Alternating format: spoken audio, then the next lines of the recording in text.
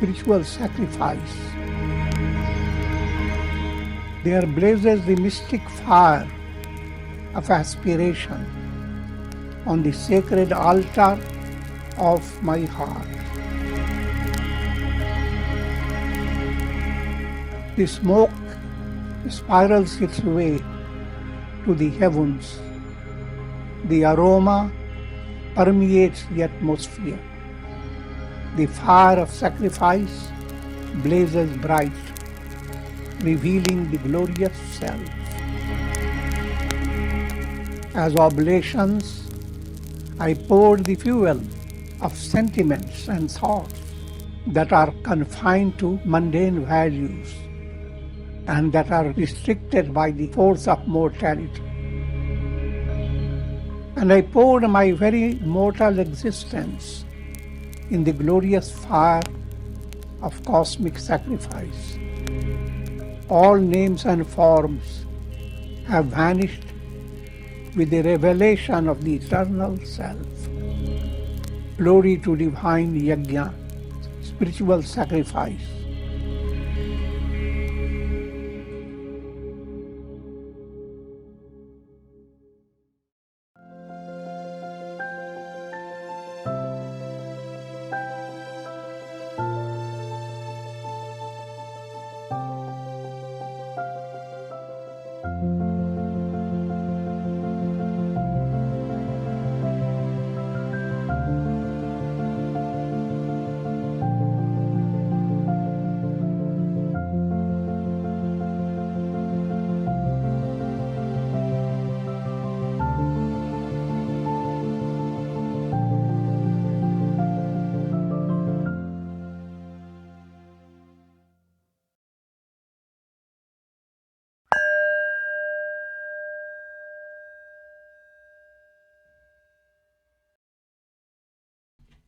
Om Purnamadaha Purnamidam Purnat Purnamudachyate Purnasya Purnamadaya Purnamevavashishyate. Om Shanti Shanti Shanti. Om Nilambuya Shamal Komalangam Sita Samaropita Vamabhagam Panavu Maha Sayak Charu Chapam Namami Ramam Raghuvanshanatham. Adorations to Lord Rama, whose complexion is like a blue lotus, very tender and delightful in appearance. Sita is seated on his left side. He is carrying powerful bow and arrow in his hands.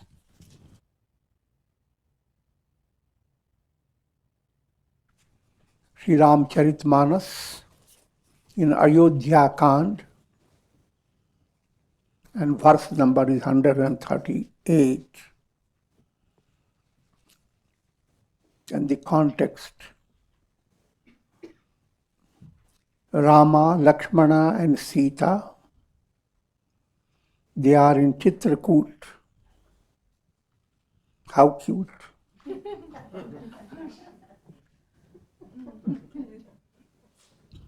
And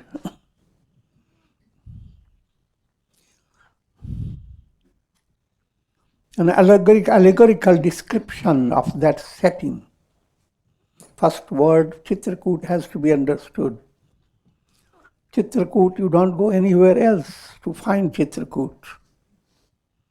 In your own mind comes to a state of purity in such a way your body relaxes and your mind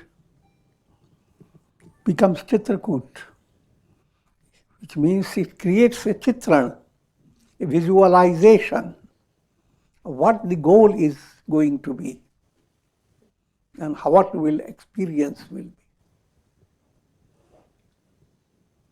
It's known as affirmation.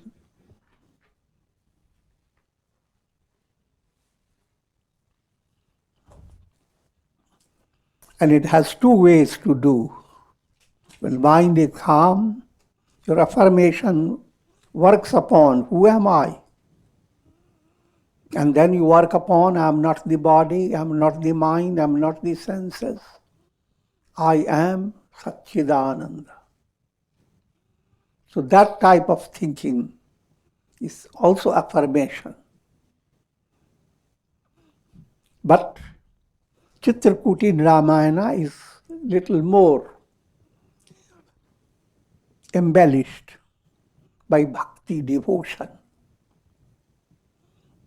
Here your affirmation is you are seeing Rama, God himself as Rama.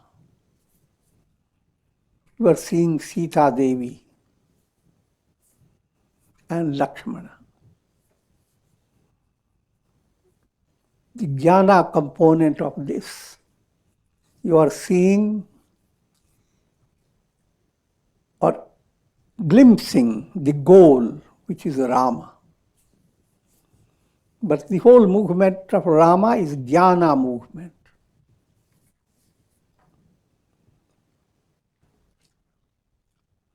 The role of Sita is viveka buddhi, intuitive intellect.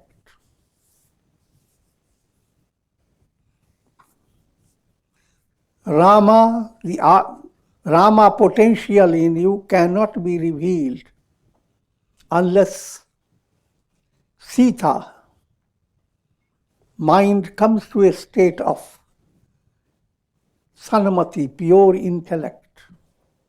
Unless pure intellect weds Rama, comes in deep communion with Rama. Soul, with deep communion with Viveka Buddhi, attains, who am I? I am Brahman. But that's one aspect. There's more to it, and that's Lakshmana.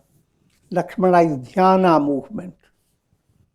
Two movements in you are leading you closest to the highest goal.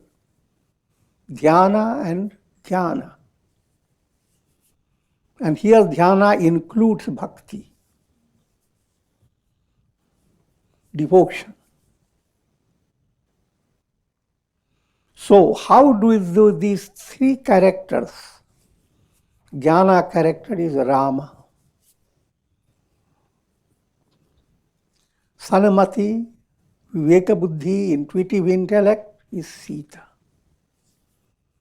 Lakshmana is dhyana, meditation, upasana movement.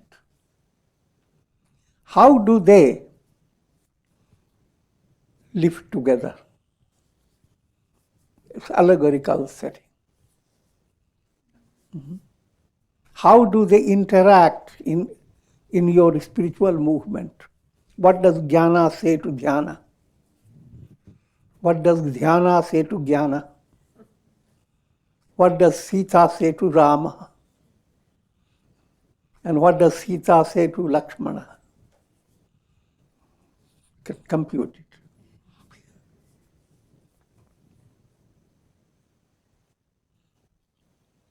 So that is the setting. And with that we follow the Ramayana. Chitrakoot ke bihag mirg beli bitap trina jaati punya punja sab dhanya as kahi deva din raati.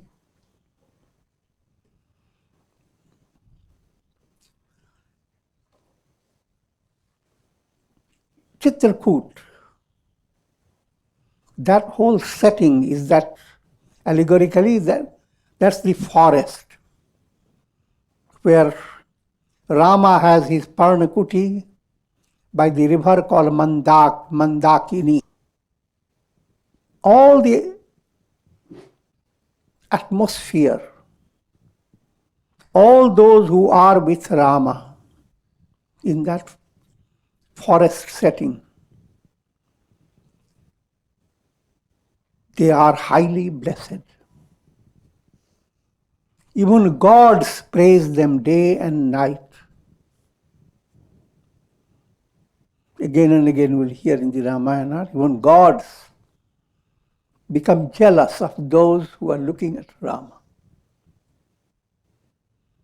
Aren't they happy enough? But gods are highlighting bhoga movement, led by your virtuous qualities. You have developed such good karma that the world opens the door to all pleasures. That state, you are gods in heaven, if you have that qualification. So if you are moving towards heaven to please that level of gods, that level of gods cannot give you liberation. So gods are jealous. They are unable to give liberation. Here, people, without going through the bhoga, the enjoyments of heaven, without being, instead of being drawn to bhoga, they are being drawn to Rama. Simple point. If you are drawn to bhoga, you will be in the cycle of birth and death. Drawn to Rama, all bhoga will be negated. But you are not loser. You get absolute bliss. Bliss versus bhoga. Bliss is the sun. Bhoga is all illuminations.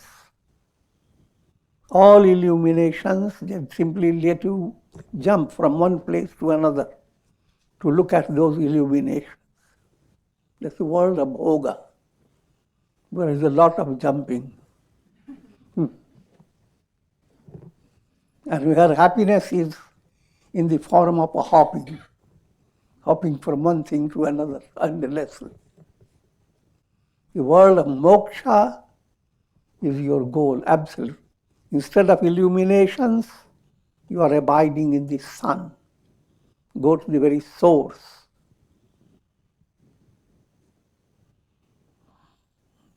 And that this point is implied whenever Rama is being praised by gods and Rama is adored.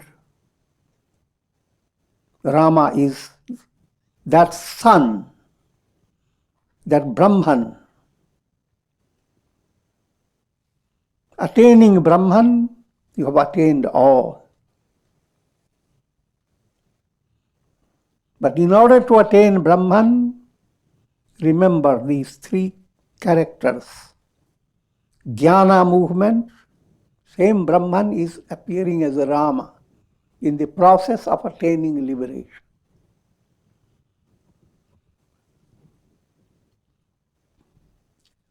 Viveka Buddhi movement, Sanmati movement, Sita. It is only soul led by Sita attains Brahman. And Lakshmana, Jnana movement, or Dhyana movement, meditation and devotion, called Upasana.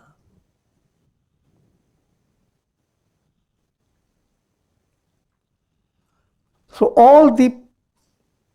all those who abide in Chitrakoot, birds, animals, trees, creepers, even straws and little sprouts,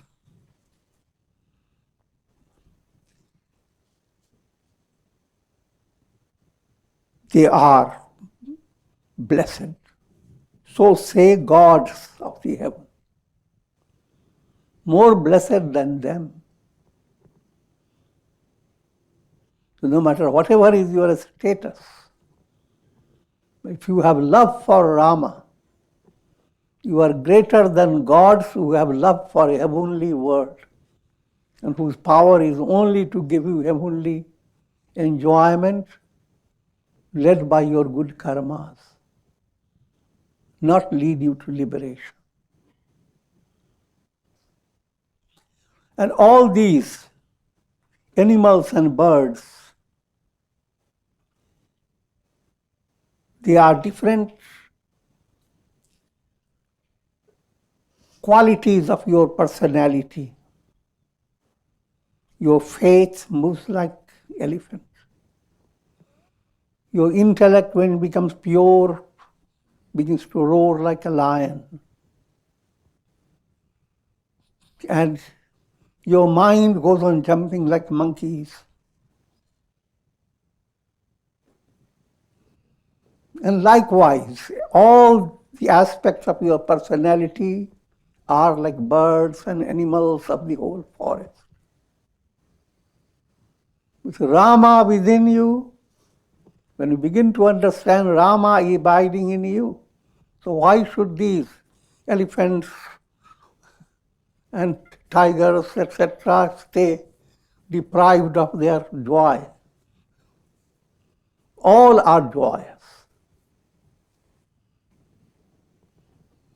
Even though you feel miserable, allow that. Allow that. That's called visualization. You don't wait until things become very perfect. But allow that picture to come into your mind again and again. And that has a powerful effect.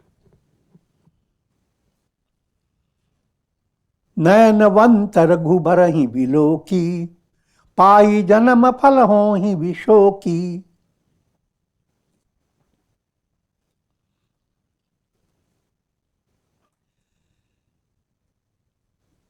All those who have eyes, how blessed they are. They see Lord Rama. In that experience, they have attained the purpose of their life. 4 purposes of your life: dharma, artha, kama, and moksha. Dharma, ethical value; artha, material; kama, social and vital value; moksha, liberation. Life without purpose is life lived in vain. And that purpose of life is perfectly fulfilled when you have attained realization of Rama. Aham Brahmasmi, I am that.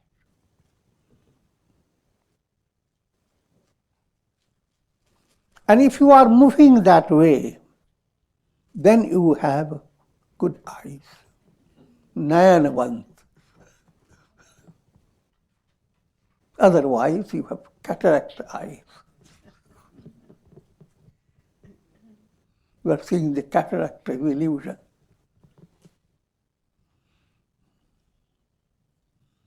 And let me give you a little witty interpretation of Nayan. Nayan is the word, Sanskrit word for your eyes. Na plus ayan. Ayan is residence, abode. Na is the movement of nama.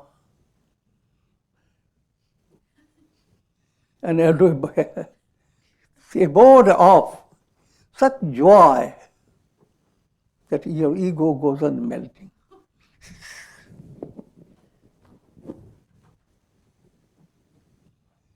That's why God has given you your eyes to find that abode. Until then, whatever lies before your eyes are only lies.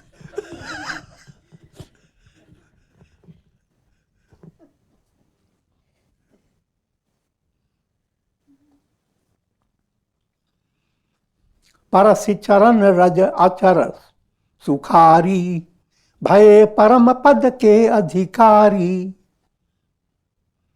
Even immovable objects, mountain, trees, land, river, all having received the touch of Lord Rama's feet, they all have become blessed. And they have all become qualified for attaining liberation.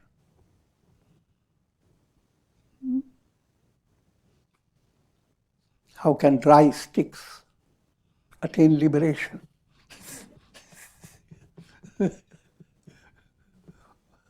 Subtle meaning behind it. You are being led to understand the entire world is nothing but Brahman. So, realizing Brahman is not only for living beings. Even mountains, trees, stones, bricks, every speck of dust is Brahman, the Absolute. So when your nayan, your vision goes to Rama, you begin to develop that understanding.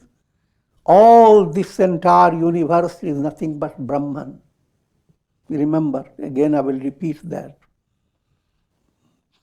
Brahman alone exists. Brahman alone is truth. Prakriti is his magical power. Through his magical power, he has created all this world in all details.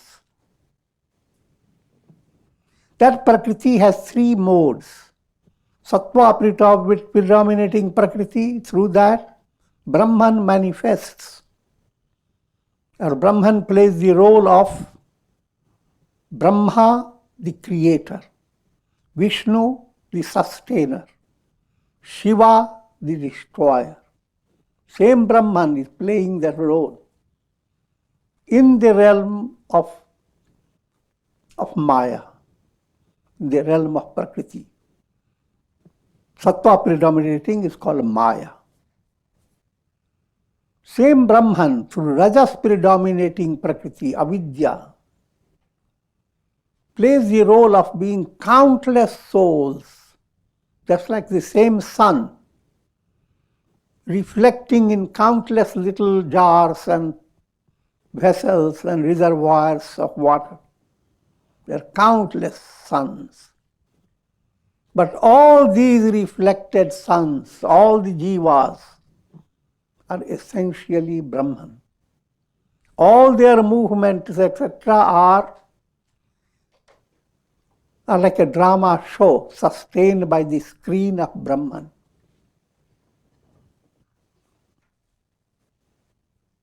And same Brahman, through tamas predominating Prakriti, expresses in the form of subtle elements. And those elements go to produce the world of matter. And matter is viewed, even your intellect, ego, senses, they are all studied as matter.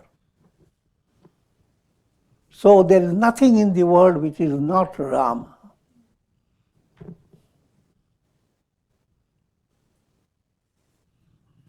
Nayana, once, if you have that vision, then that's what your experience is.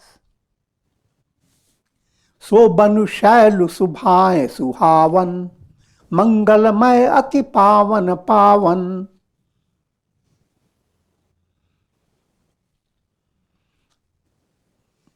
The forest, the mountain, all where Rama is abiding, all naturally became so wonderful, full of auspiciousness. They became purifiers of all those things that were considered very sacred. How can that Chitrakoot be described, where Rama, who is the ocean of joy, abides? So you are allowing that type of vision to come into your mind of the state of joining with Rama. How will it be? opening the window to absolute joy, ocean of joy. पय पयोधित जी अवध बिहाई, जहां सिय लखन राम रहे आई.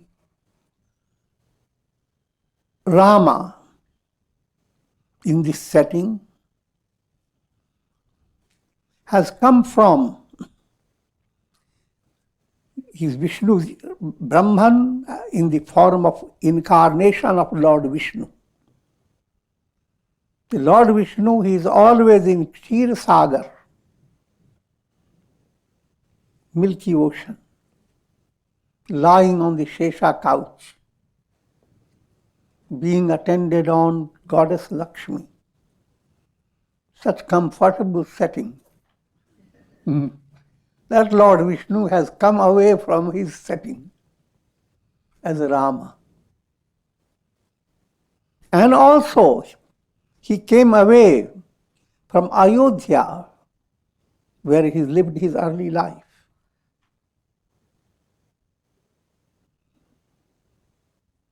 And he came along with Sita and Lakshmana.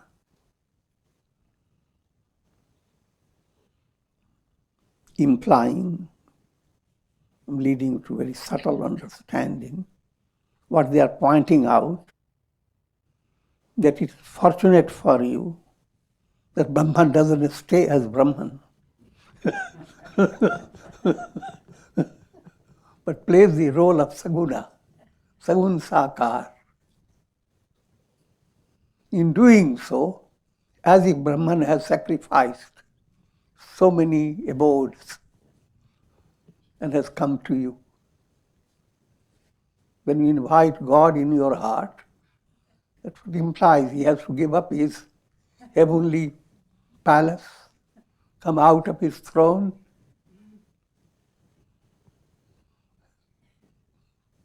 and abide in your heart.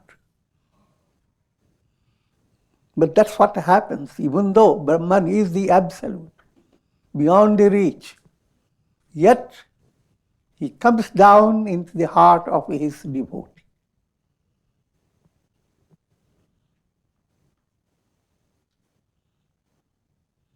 And he doesn't miss his milky abode and his heavenly, his transcendental set. He doesn't miss that. It's allegorical. Just to understand that no matter how great and beyond human imagination God is, and yet if you become a devotee and your personality becomes integrated or in the process of integration, you begin to understand that you can't breathe without Brahman even for a single moment. He has left everything and become the core of your own personality. Who is the seer? Who is the hearer? Who is the thinker? Who is the warrior? And who is the warrior?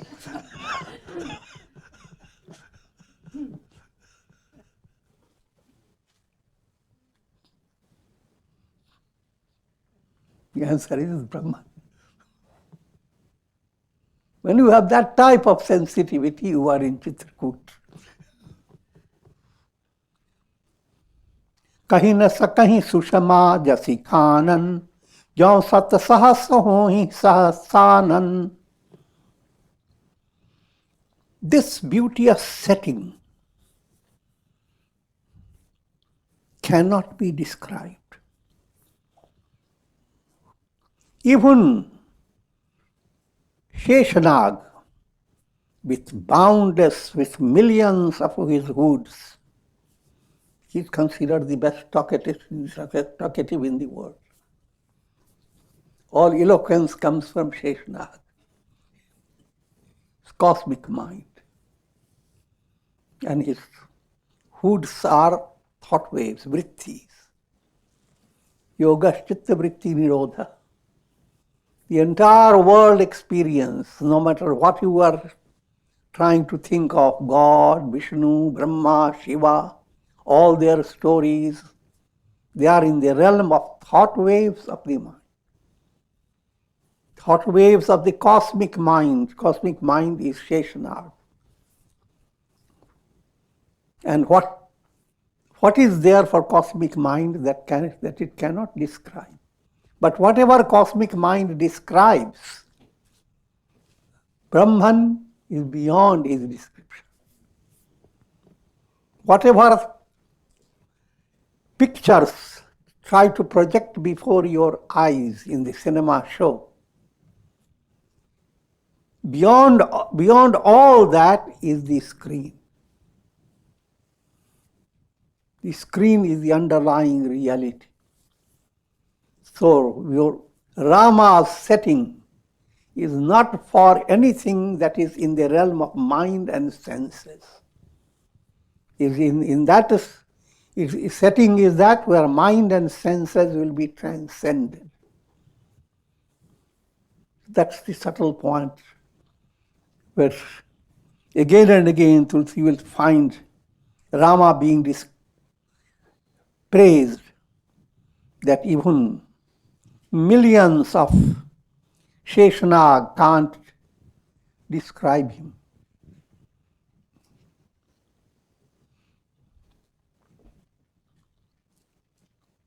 सो मैं बरनि कहूँ कही विधि के ही, डाबर कमठ की मंदर ले ही. Tulsidas says, don't expect from me, I can to describe all the glory of Rama. How can a little turtle in a pond lift the Mandarachala mountain and go into the churning of the ocean? That's again allegorical description.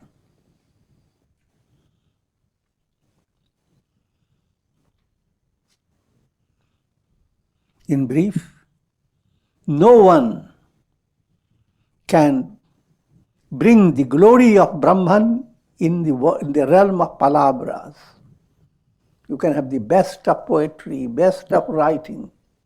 As time passes by, many Ramayanas will come. But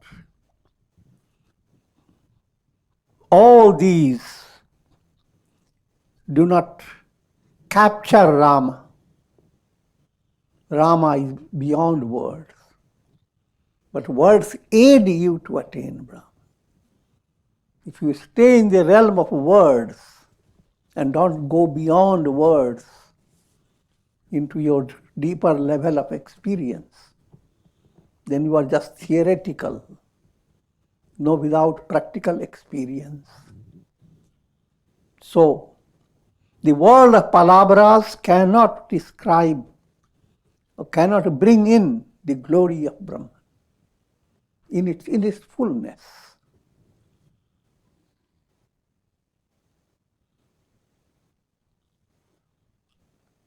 से वहीं लखन करम बनबानी, जाइन शील सनेहु बखानी. In storyline, Lakshmana attends on Rama by his thought, word and deed, by his mind, by his words, by his actions. And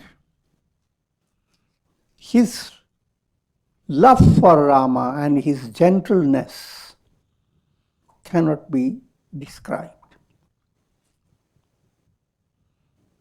The relation between Lakshmana and Rama in your daily life, in your personality, is between dhyana and jnana. As you are practicing dhyana, dhyana looks at jnana. Dhyana becomes, your meditative process becomes much more saras, joyous, when it is glimpsing the higher truth. And the jnana aids dhyana. If dhyana has developed headache, jnana will give balm to the head. Or if jnana is wandering in a desert, jnana will go and get him back.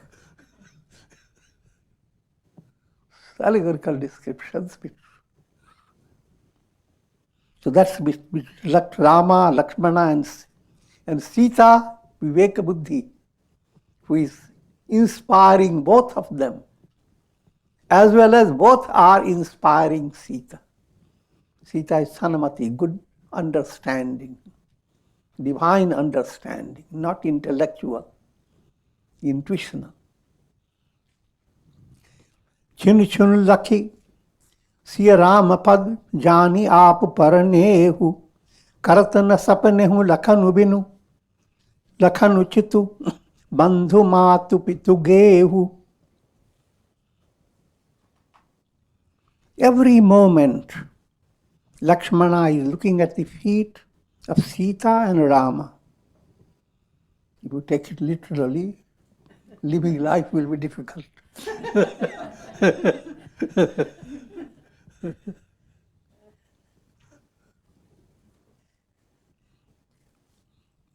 The dhyana is constantly focused on Brahman movement through the will, and with the help of Maya Shakti or Vivek Buddhi. So Lakshmana therefore is always looking at the feet of Rama and Sita. Where are they going?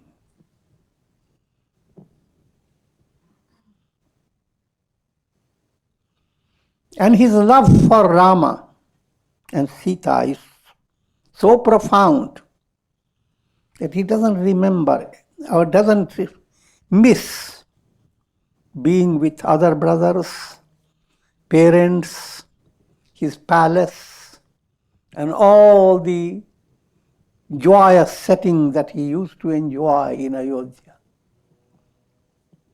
He doesn't remember anything. He doesn't miss anything. He remembers them, but doesn't miss them.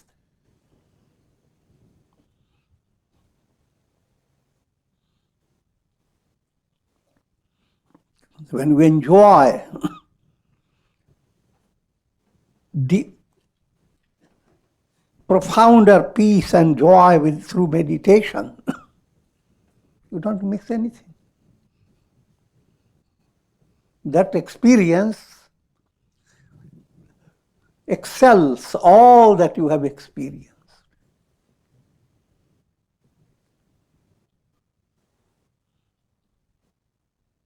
And also understand you are not being separated from anything.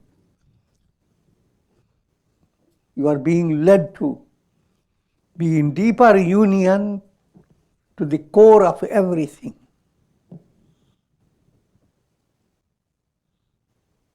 Rama sangasya rahati sukhari, pur parijan griha surati vichavisari, chinu chinu piya vidhu vadanu nihari, pramudita manahu chakora kumari. Sita Devi, abiding with Rama, doesn't remember, rather doesn't miss all the near and dear ones. Every moment she is looking at the face which shines like the moon, full moon. Mukhchandra, face shining like the moon. And she herself becomes a bird, Chakora bird, looking at the face of her. That's the relation with Viveka Buddhi and the goal of Viveka Buddhi. Intuitive knowledge is sitting, constantly looking at the goal, Brahman. This again has to understand. If you become deeply involved, love plays a magical part. Your love goes into it in a divine level. Even ordinary love, when you do things out of love, you do countless activities without complaining. How much work have I done?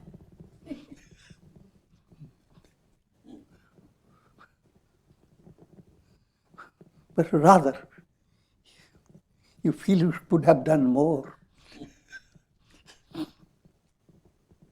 And with inspiration. The ideal in a spiritual aspirant is to develop that type of love of God. It is easily said that's an ideal to get, and you get it progressively. And if you get it, even progressively, your mind becomes like a bee, and divine joy is the honey. So therefore, you don't remind the mind, learn to think of God. Rather, mind reminds you, it's time, wake up, do your meditation. Done we are done with.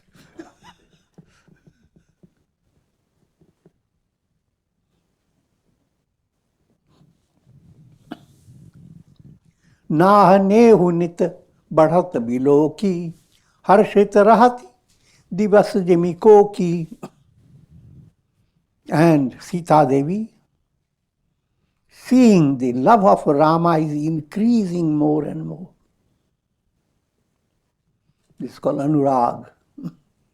Divine love goes on becoming greater and waxes like the moon. Ordinary love in the beginning shines bright, but brightness moves away, and you are tied up by many ropes to hold on to object of love. So worldly love, as time passes by, your delight for the object of love diminishes.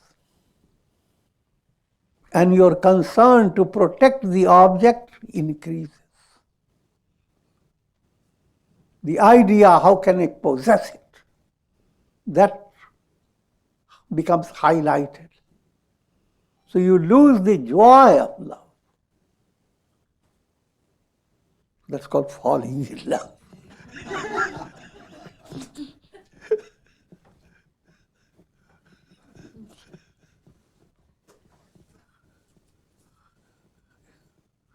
Divine love is your real objective, real purpose. Even in worldly love, is a divine love that is trickling. You are not understanding it. But once you develop that insight, that little experience or taste of divine love, cares how to hold on to that love. You don't handle it with worries and anxieties, and you don't secure it by modern equipments. Your love is like you are soaring. And it is spontaneous. So that type of anurag comes when viveka buddhi begins to shine within your personality.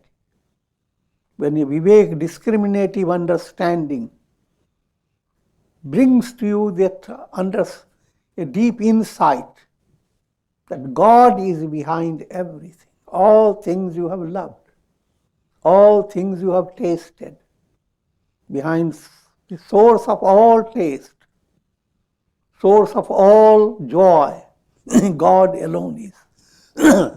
So any movement coming closer to God is increasing experience of delight of love.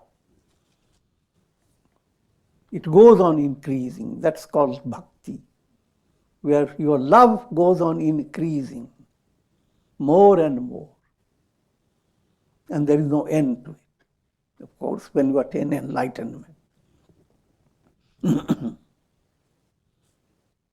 So that type of love Sita experiences.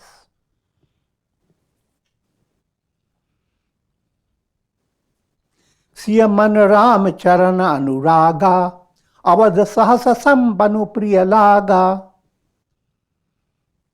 Sita's mind is so captured by the sacred feet of Rama, love for Rama's feet,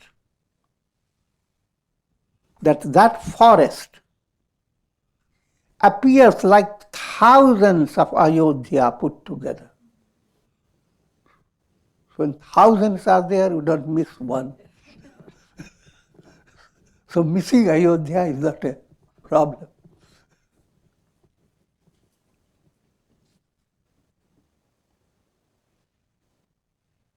Parankuti priya priyatam sanga, priya parivaru kuranga bihanga, sasu sasura samamunitiya munivar, asanu amiya samatanda mula for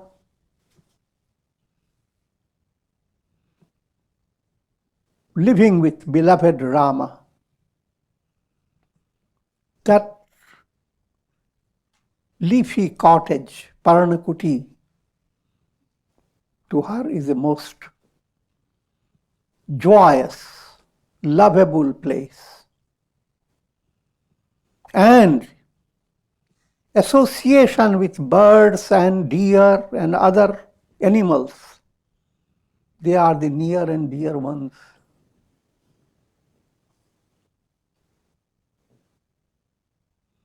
And families of munis, sages, they appear like near and dear relatives.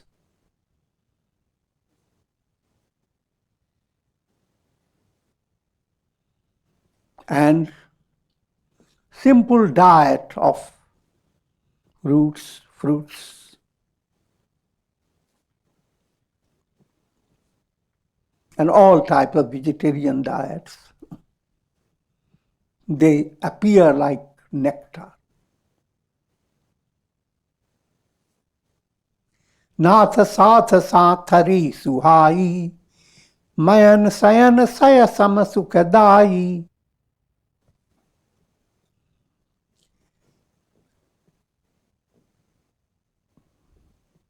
Staying with Rama,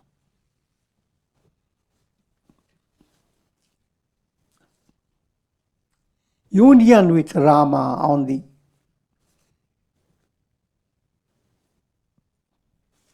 on the bed of straws and leaves. Rama's bed is made out of straws and leaves that was enjoyed by Rama and Sita.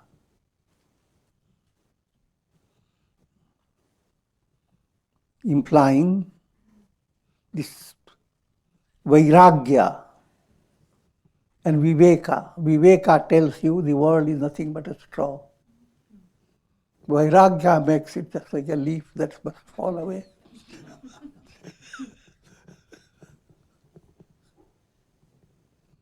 As viveka and vairagya grow, they have become the loving bed for jnana and vivek buddhi.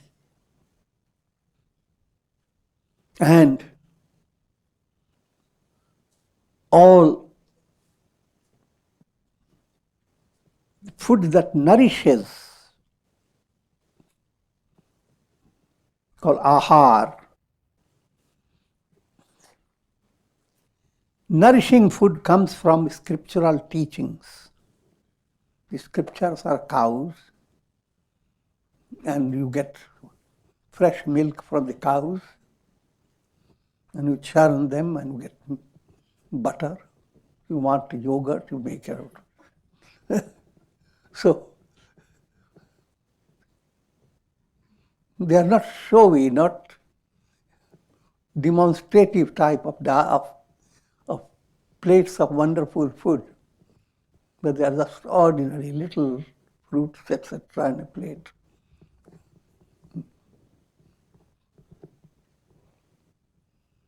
That's all allegorical. But ahar is not just limited to what you eat physically, but focus is on what you are assimilating through your mind and through your spiritual growth.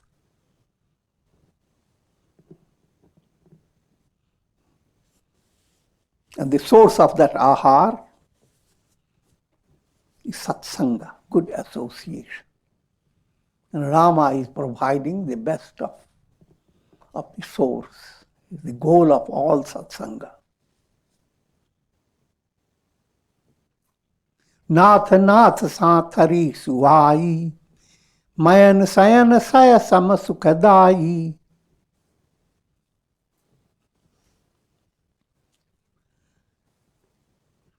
Seated or lying on the bed of kusha and leaves,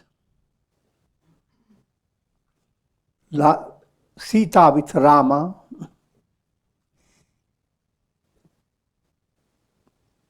enjoy that type of delight which can be compared with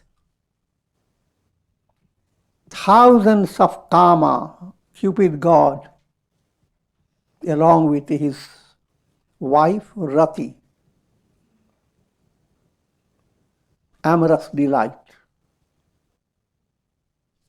In other words, think of the ideal delight in the physical plane, led by passionate love. To the masses, that's the greatest thing to experience. But here Rama and Sita stage is a million times greater. So therefore don't fall. So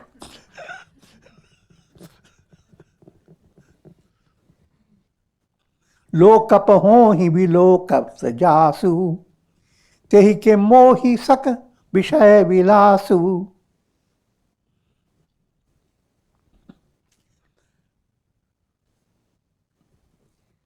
Sita Devi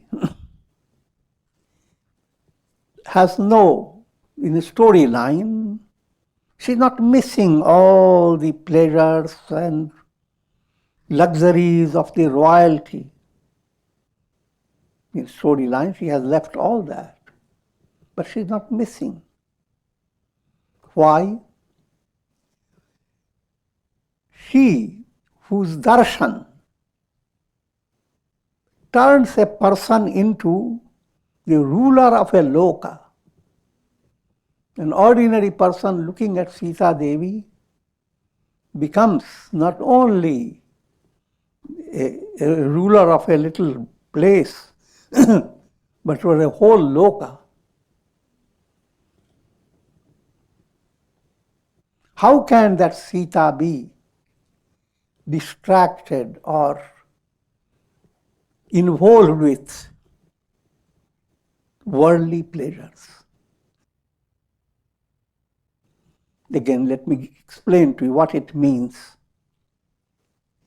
Anyone who has the darshan of Sita becomes the emperor of emperors. Any soul, any personality that has developed Viveka Buddhi, immediately he discovers that he is Brahman, or he is moving towards Brahman. Immediately he begins to recite, Bhu Sanyastam Maya.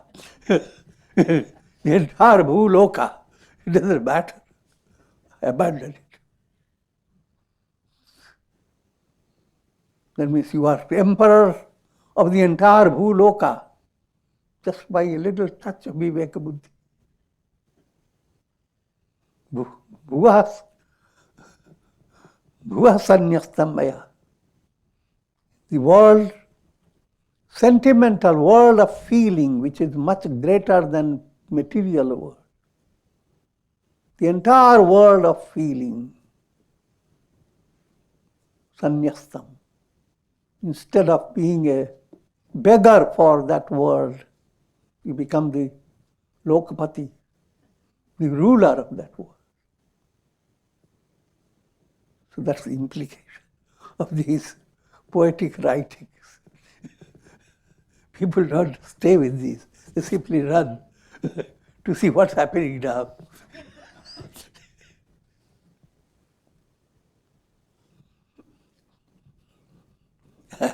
and we will stop at this.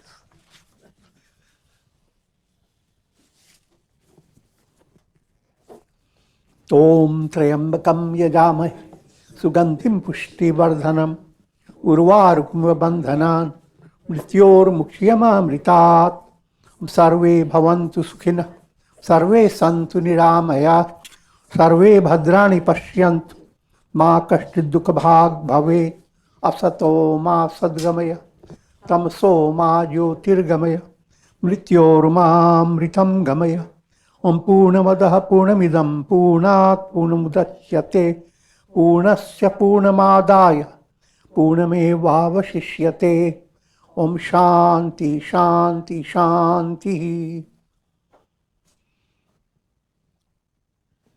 Om Hari Om.